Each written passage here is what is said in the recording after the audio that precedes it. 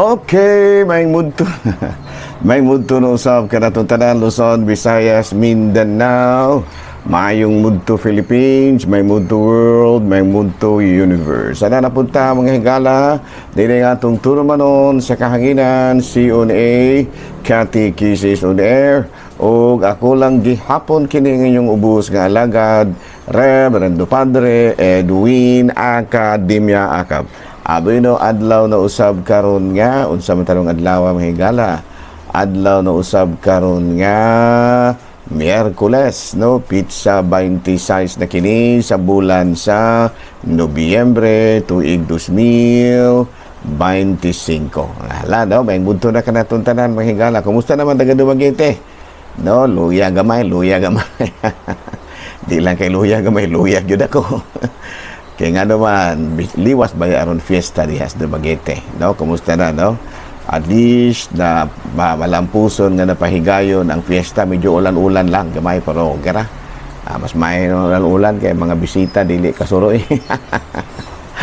Naala mahigala daw, naharaari ta mahigala sa ato ang mga pagpangumusta, no? Kumusta na atong talahorong obispo, Bishop Julito B. Cortez, ang atong station manager si Father Ramaata, ug nga manusab ang ato ang mga kaigsuunan nga mga kaparian, Lukop, Kabisayan ug Mindanao nga maabot sa ato ang pagsibya. No, kumusta na mahigala, no?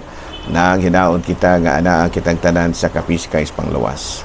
Abi no padayon ta mahigala sa ato ang pagpangandam sa Pasko, no? Ako mga parokyano, ako nang maymayan, no?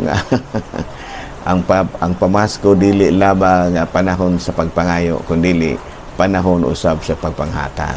No, muna di natural mangayo punta, manghatag punta ginagmay nya na nindot na kay nang the more you give, the more you receive. No, sa muna nga giawhag nako sila kay naibog kay kustanhay manghigala kay na Pasko di stanhay sobra pa pong fiesta, no? Nasa may kong tanhay manghigala, no? Kanindot kay tanhay gibati mong Pasko. Dako gyud kay selebrasyon nila ang Pasko bada nga tungod diyan akong giawhag ang akong mga parokyano diri sa Ayungon nga sundon po nato ang mga mayong panigingnan sa mga tanhayanon. No, nga ilag yung gisaulog manghigala ang Pasko sa tumang kasadya, katumang kamanggihatagon, sa tumang makahuluganon. Nahala, no? Abi na mahigala ato di ay nga timbayaon usab ug may mudto ang akong mga classmates, no? Dinha ay magkatingala mahigala kay samtang nagpahigayon ko sa ako ang pag-record nagsigi pod mahigala og ulan. Ulan man gyud don wala tay mahimo no? Abi na padayon kita sa ato ang mga buhatonon. Ako na yung classmate din sa Siquijor, no? Kumusta na si Father Ubing Masyon, si Padre diri sa Himalalon, of course Father Dami, o diri sa may kining diri usab mga higala diri sa may kining Batinggil si Father Tonton Arnay, so ang iyang kauban din na sa ilang kumbinto ang akong amigo no, si Father Dodong Ruiz. Hala, no, may mudto na ari kita mga higala sa atong CBCP News, Balitang Simbahan niining kamudtuhon. Bishop Julito B. Cortez nagkadayon, we must guard our hearts so that we may not be misled or manipulated by half-truth that erode the common good. No, mao kini ang nahimong mensahe usab sa atong talahorong obispo diri sa Dumaguete sa panahon sa misa niya sa Christ the King. Matud pa niya dili ginato tugutan, no, nga adunay mga pipila ka mga pagmanipula, no, sa mga impormasyon nga gitudlo sa mga tao mga matud pa dili gyud kumpleto ang kamatuoran kay basig mao kuno kini ang makaguba sa kaayuhan sa tanan, no, kana bitaw mga pangawhagan nga dili makatabang. Mao kana ang nahimong panganawagan usab sa atong talahorong obispo diri sa Dumaguete, si Bishop Julito B. Cortez. Balita manghigala gikan sa Vatican, technology can help us live our Christian faith. Kini matud pa ni Pope Leo XIV, no? Nagpuntod pa niya mao kini ang iyahang pangawagan sa mga kabatanunan, no? Kaya kini laging kita ako lupig magani ko ining mga bata mahigala, no? Kining mga grade 6 pa sus maay na kay mo gamit og cellphone, ako mahigala igo ra gyud ko sa pag-text o pagtawag. Wala gud ko kaayo ining mga hiliga, no? Kay daghan man kay kog trabaho mahigala, murag wala kay koy panahon para sa mga daghan pa, no? Kay akong trabaho mahigala, doon ako yung mga construction na gi-supervise, doon ako yung programa sa radyo o sa TV, doon ako imuadto ko mga kabaranggayan aron pagmisa, daghan pag yun kayo, doon na po ko'y daghan kay kong misa mahigala kay muadto maligi kong mga barangay. Doon na po nadaot pag yun akong jeep. Doon na pa po yung problema sa ako ang kining mga gamit, no? Naganit mag-uhay pa lang, no?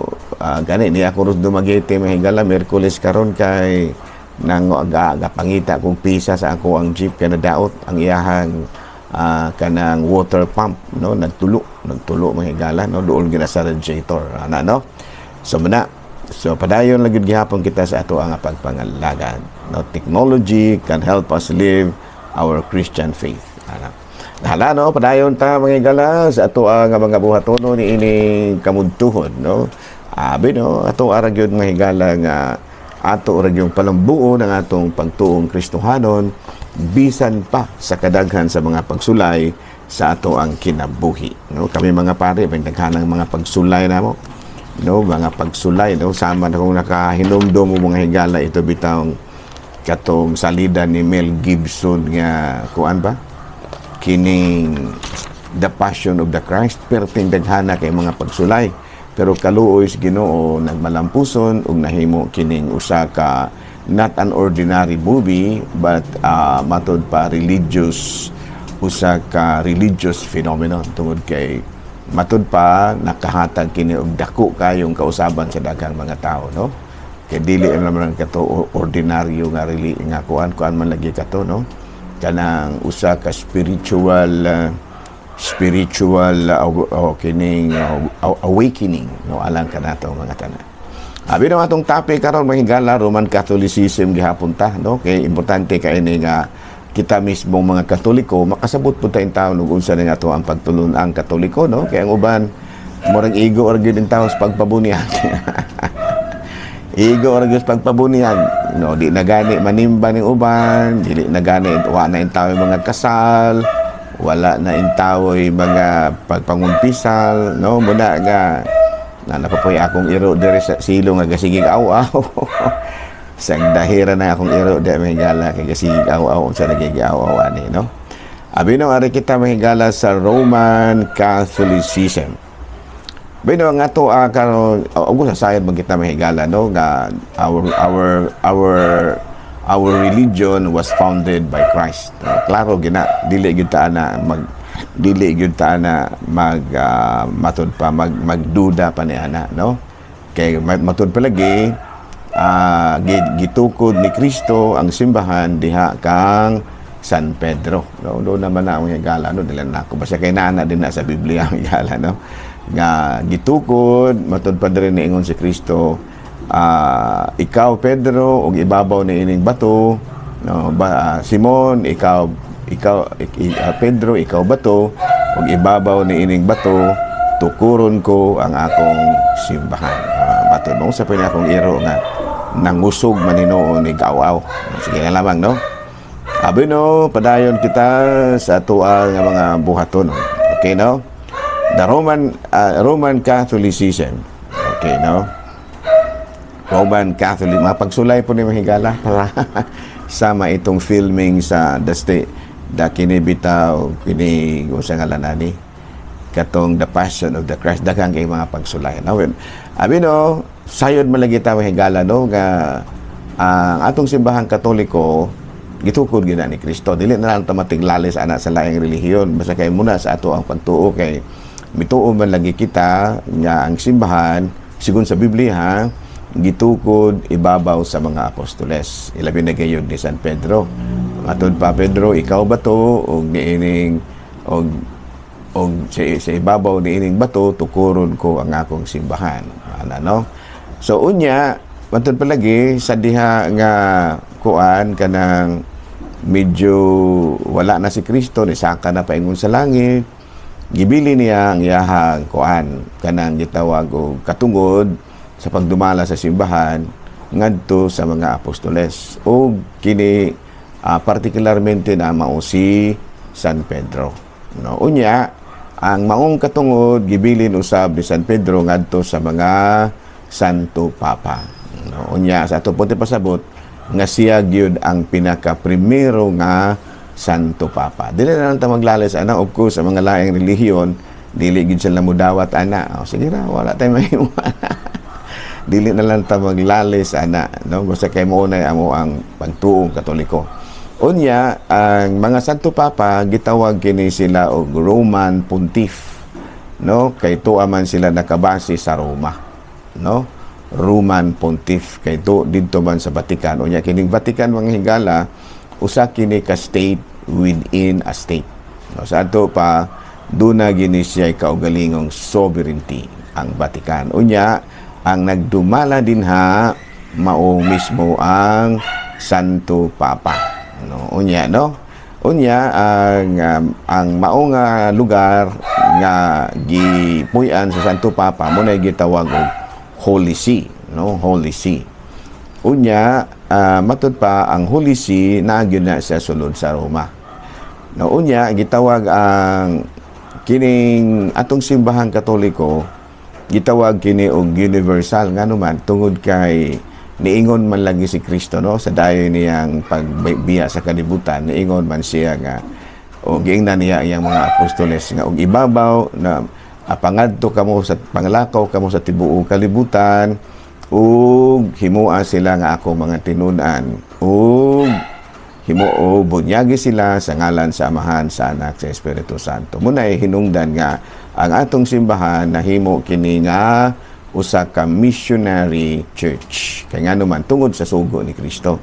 Nya tungod kay missionary church man kita, gitawag kita og universal church or sa Griego nga pinulungan Catholic. Ana, no? Sigdara mga laing relihiyon og dili manuo ana. Basta kay mao nay atoa. Unya dunay panahon kadto nga giawhag ang Pilipinas tungod lagi kay dugay-dugay na baya tang nahimong Kristiyanos.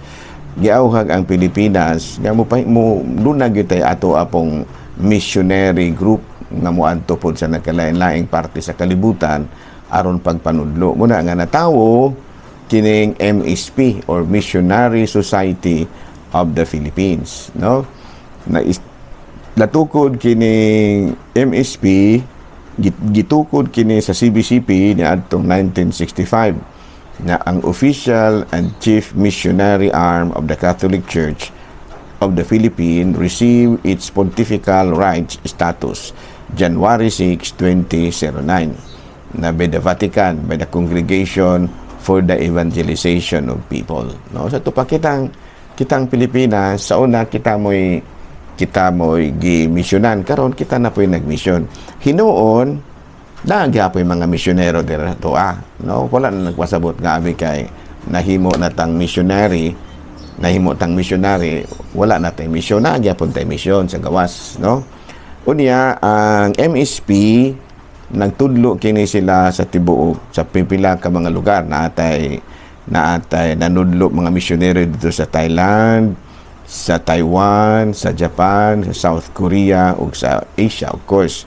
Unya dito sa Papua New Guinea naapunta, Australia, New Zealand ug Oceania.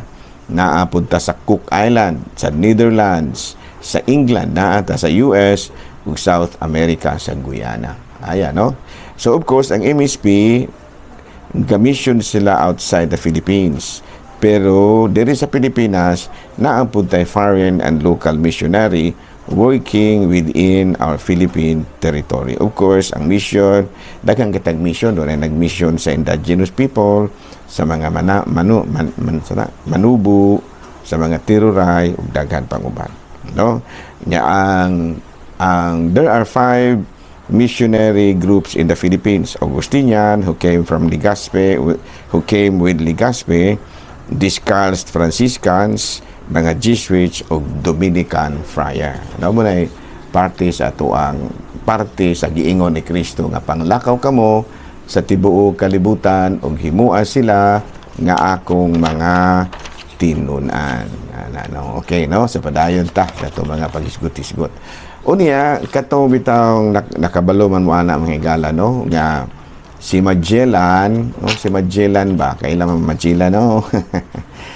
Si Magellan sa iyang pag-ani sa Pilipinas, doon na siya chaplain, no? Kuan kato siya kanang gitawag og diocesan priest. Mao si Father Pedro de Valderrama, sa chaplain ni Magellan. He conducted the first Catholic Mass in the Philippines on March 31, 1521 dito sa Limasawa Island. Limasawa. Klaro, ito pa limay asawa.